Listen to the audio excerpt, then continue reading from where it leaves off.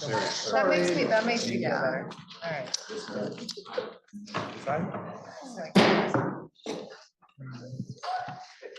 Senate will please come to order. Today's devotional exercises will be conducted by Rabbi Jan Salzman of the Congregation Ruach HaMakom of Burlington.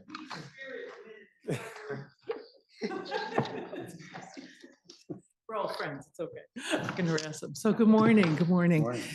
In fact, my husband argued with me about naming our congregation Ruach HaMakom because he said no one can possibly pronounce it, but I held firm, and there we have it. So good morning, good morning.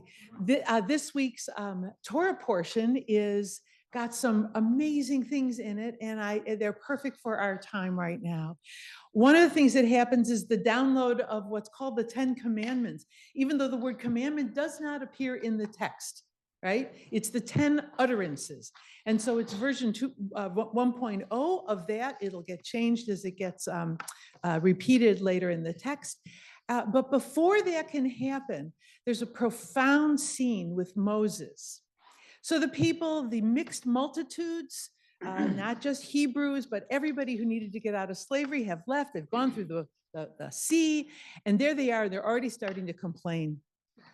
It's how it is. And Moses is sitting in the middle of the courtyard, and everybody is coming to him to say, how do we solve this? How we got this problem? So-and-so stole something, and what are we going to do? I don't have my hoe anymore. And his his father-in-law shows up, Yitro, also known as Jethro, who comes from a different faith tradition. He is a priest in the Midianite clan. And he looks at his son-in-law and he says, Moses, the text really says this, you are going to burn out if you continue to be the only one doing arbitration. And so what gets created is one of the first formats of delegation of authority. So lower courts are established, 70 elders will listen to the problems of the people, and they'll be able to solve them on a lesser level, and only the more difficult cases will go to Moses. What's really important about this message is that Moses needs to realize that he's not the only one doing the work. He needs to realize that he's surrounded by people who are going to support him in this new society. And so the blessing that we get from this is, may we all recognize that's not just us, but there are people around us who are eager to help us in the work that we're doing. And so you shouldn't have to feel like you're alone, but you're surrounded by people who are cheering you on and are willing to take on some of the responsibility if you only ask, so that you don't burn out. And that's all I want to say. Thank you.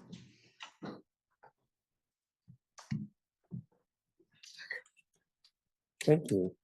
Are there any announcements? Seeing none, we have a House bill for introduction. Rabbi?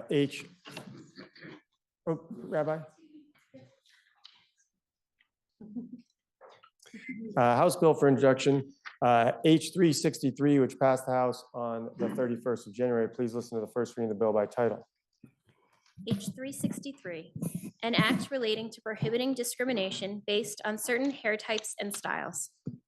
Now you've heard the first reading of the bill is referred to the Committee on Economic Development, Housing, and General Affairs.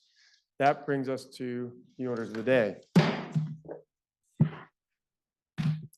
We have H256 on our calendar today. It was originally referred to the Committee on Transportation. The bill is recommended to pass with amendment by the Committee on Transportation. Please listen to the second reading of the bill. S256, an act relating to Department of Motor Vehicles credentials and number plates with veteran designations. Now you've heard the second reading of the bill. For the report of the Committee on Transportation, the senator from Chittenden Southeast. Thank you, Mr. President. May I speak to both the underlying bill and the committee report? You may. So S256 is, as it was introduced, What it effectively does, and I'll go do a section by section in an abbreviated form, is it really aligns state statute and DMV practice with the U.S. Code 38 U.S.C. subchapter 10124. And what we did do as a committee is we addressed by pulling in an additional aspect to one of the sections, the subject matter of Bill S-264, which is not before you today. So in S-264, under the section 4, which I'll talk a little bit more about when I go through it, it just addresses, instead of listing all specific veterans plates that are currently offered, it gives some greater authority and empowerment to the DMV to work with the Vermont Office of Veterans Affairs to dynamically determine the list of veterans plates to be offered. We also did add a legislative intent section, section 1, and with that, I would like to do a little bit of a section by section. So section 1 really does outline the intent, which I sort of spoke to previously, but more explicitly, it states that the General Assembly's intent is to properly honor veterans, which include those Vermonters who meet the definition of veteran in the 38 U.S.C. 101(2) code, which states that a person who served in active military, naval, air, or space service, or who was discharged or released therefrom under conditions other than dishonorable. And those individuals disabled during active military, naval, air, or space service as defined in that same code. This also has the Department of Motor Vehicles and the Vermont Office of Veterans Affairs jointly determine which specialty plates to offer to veterans so as to ensure that specific recognition for those who have received a military award or decoration of those who have served in combat, and allow for veterans to request plates that are not currently offered. Section 2, Section 3, Section 4, and Section 5 all effectively are doing the same thing, but for enhanced driver's license, non-driver identification cards, operator's license, and commercial driver's licenses. So it's effectively the same change for those 4 issuance of identification cards by the DMV. Section 4, so I just stated 2, 3, 5, and 6. Section 4 does that same language for specialty plates, but additionally has some change that amends the statute for specialty plates for veterans to allow individuals who meet the expanded definition of a veteran to include those disabled during active military, naval, air, or space service, as defined in that same 38 U.S.C. code, to get an applicable specialty plate for veterans and to have the Commissioner of Motor Vehicles issue those specialty plates to veterans with the commissioners and the Vermont Office of Veterans Affairs, picking the type and the style of those plates.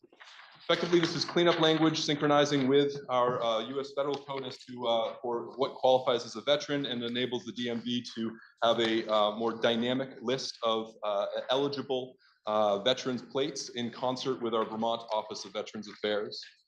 Your Committee on Transportation heard from Bob Burke, the Director of the Vermont Office of Veterans Affairs, and Thea Dexter Cooper, Legislative Counsel Extraordinaire, Office of the Legislative Counsel, Michael Smith, Deputy Commissioner of Department of Motor Vehicles, Senator Terry Williams, as well as Senator David Weeks. Your Committee on Transportation voted 5-0-0 for this body to concur on both the committee report and the underlying bill. We urge this body to concur. Thank you, Mr. President. Question is, shall the Senate adopt the report of the Committee on Transportation? Are you ready for that question? If so, all those in favor, please indicate by saying aye. Aye. Those opposed indicate by saying nay. The ayes have it. You have adopted the report of the Committee on Transportation. The question now is, shall the bill be read a third time? Are you ready for that question? If so, all those in favor, please indicate by saying aye. Aye. Those opposed indicate by saying nay. The ayes have it, and you have ordered third reading of S-256. That completes yours of the day. Senator from Addison. Thank you, Mr. President. At this time, I move that we, I think, have to suspend the rules. I don't know. No, we do not have to suspend the rules, but that we take up 3 of the judges that are up for confirmation on page 139 of today's calendar. Benjamin Battle, Rachel Marie Malone, and Rory Thomas Tebow. We have 3 confirmations to take up for confirmation.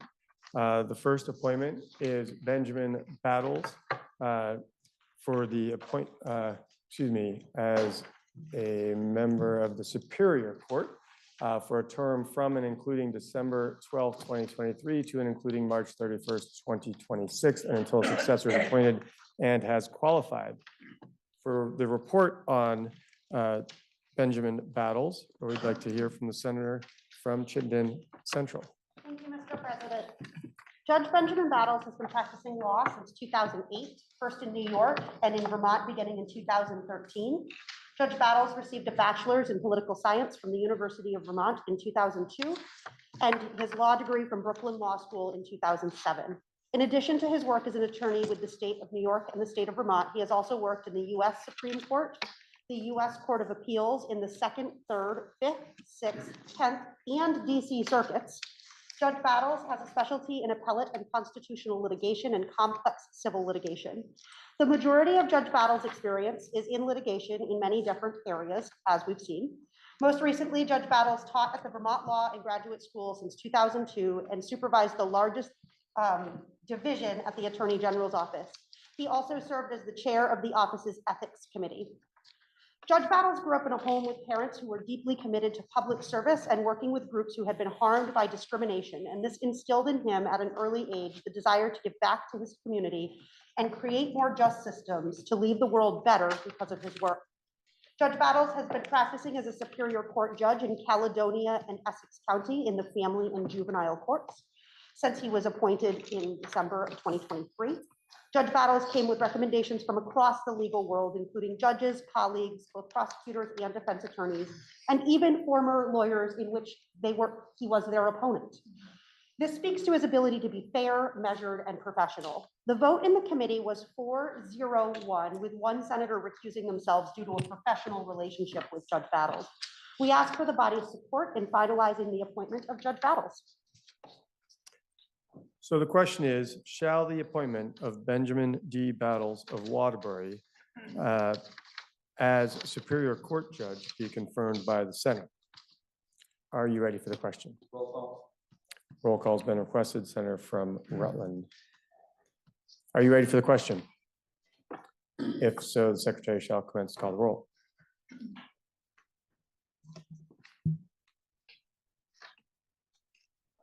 Senator Baruch. Yes. Senator Bray. Yes. Senator Brock. Yes. Senator Campion. Yes. Senator Chittenden. Yes. Senator Clarkson. Yes. Senator Collmore. Yes. Senator Cummings. Yes. Senator Buick. Yes. Senator Hardy. Yes. Senator Harrison. Yes. Senator Hashim. Senator Engel. Yes. Senator Kitchell. Yes. Senator Lyons. Yes. Senator McDonald. Yes. Senator Mazza. Senator McCormick. Yes. Senator Norris. Yes. Senator Pershling. Yes. Senator Ron Hinsdale. Senator Steers. Yes. Senator Starr. Yes. Senator Bihowski. Yes. Senator Watson. Yes. Senator Weeks. Yes. Senator Weston. Yes. Senator White. Yes. Senator Williams. Yes. Senator Renner. Yes. Senator Hashim. Senator Mazza. Senator Ron Hinsdale. Please listen to the results of those of your vote. Those voting yea 27, those voting nay 0, and you have confirmed the appointment of Benjamin Battles as Superior Court Judge. We now have the appointment of Rachel Marie Malone of South Burlington as a Superior Court Judge for a term of, I was trying to speak slowly, for a term including December 12, 2023 to and including March 31st, 2026, or until a successor is appointed and qualified. The question is, shall the appointment of Rachel Marie Malone be confirmed by the Senate? I'd like to recognize the senator from Windham, Senator Hashim, for the report of the committee. Mr. President, Judge Rachel Malone attended Case Western Reserve University, where she earned her bachelor's degree in philosophy and theater. She later earned her Juris Doctor from Georgetown University Law Center. Judge Malone started her legal career as a public defender in Chittenden County, where she worked in both criminal court, juvenile court, and the adult treatment court. More recently, Judge Malone began serving as a judicial master in Chittenden and Franklin counties. She began this work in 2020 before she was appointed as a judge. During this time, she helped develop and preside over the Chittenden County Family Treatment Docket. Judge Malone has a distinguished career of helping folks from all walks of life navigate our complicated legal system, treating people with compassion while also ensuring that justice is accessible appears to be a cornerstone of how Judge Malone performs her duties. Judge Malone's confirmation vote was 5-0-0, and I ask for the Senate's support. So the question is, shall the appointment of Rachel Marie Malone of South Burlington as the Superior Court Judge be confirmed by the Senate? Are you ready for the question? Roll call has been requested by the Senator from Rutland. Are you ready for the question? If so, the Secretary shall commence to call the roll. Senator Baruch. Yes. Senator Bray. Yes. Senator Brock. Yes. Senator Campion. Yes. Senator Chittenden. Yes. Senator Clarkson. Yes. Senator Collmore. Yes. Senator Cummings. Yes. Senator Hewlett. Yes. Senator Hardy. Yes. Senator Harrison. Yes. Senator Hashimi. Yes. Senator Ingle. Yes. Senator Kitchell. Yes. Senator Lyons. Yes. Senator McDonald. Yes. Senator Mazza. Senator McCormick. Yes. Senator Norris. Yes. Senator Pershling. Yes. Senator Ron Hinsdale. Yes. Senator Sears. Senator Starr. Yes. Senator Bobowski. Yes. Senator Watson. Yes. Senator Weeks. Yes. Senator Weston. Yes. Senator White. Yes. Senator Williams. Yes. Senator Renner. Yes. Senator Mazza.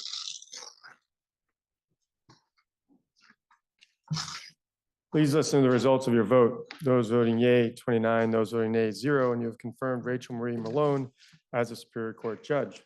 We now have up for consideration the appointment of Rory Thomas Tebow of Cabot as Superior Court Judge for the term from June 9th, 2023 to and including March 31st, 2029, and until a successor is appointed and has qualified.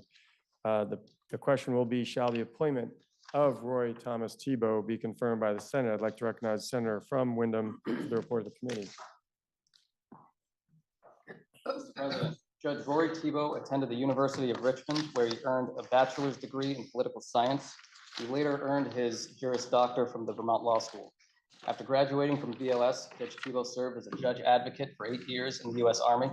Following his service in the U.S. Army, Judge Tebow began working as a deputy state's attorney and then as a state's attorney in Washington County, where he served for a total of 7 years. I will note that I first met Judge Tebow back in 2019 when I served in the other body. Judge Tebow, then a state's attorney, testified before the committee I was in. And throughout the years that I've known Judge Tebow, I've seen that he holds a consistently high standard for the stakeholders, such as attorneys and law enforcement, who participate in our judiciary system. Judge Tebow's confirmation vote was 5-0-0, and I ask for the Senate's support. So the question is, shall the appointment of Roy Thomas Tebow be appointed Superior Court Judge confirmed by the Senate? Are you ready for the question? If Senator from Rutland has asked for a roll call, Secretary shall commence to call the roll. Senator Baruch. Yes. Senator Bray. Yes. Senator Brock. Yes. Senator Campion. Yes. Senator Chittenden. Yes. Senator Clarkson. Yes. Senator Collmore. Yes. Senator Cummings. Yes. Senator Hewlett. Yes. Senator Hardy. Yes. Senator Harrison. Yes. Yes. Senator Ingle. Yes. Senator Kitchell. Yes. Senator Lyons. Yes. Senator McDonald. Yes. Senator Mazza. Senator McCormick. Yes. Senator Norris. Yes. Senator Pershling. Yes. Senator Ron Hinsdale. Yes. Senator Sears. Senator Starr. Yes. Senator Bobowski. Yes. Senator Watson. Yes. Senator Weeks. Yes. Senator Weston. Yes. Senator White. Yes. Senator Williams. Yes. Senator Renner. Yes. Senator Mazza.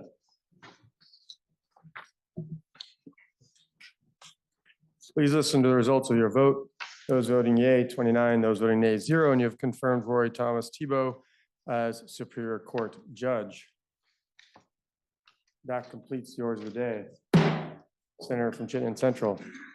Thank you, Mr. President. Pending announcements, I would move that the Senate stand in adjournment until 9:30 a.m. Tuesday, February 6th.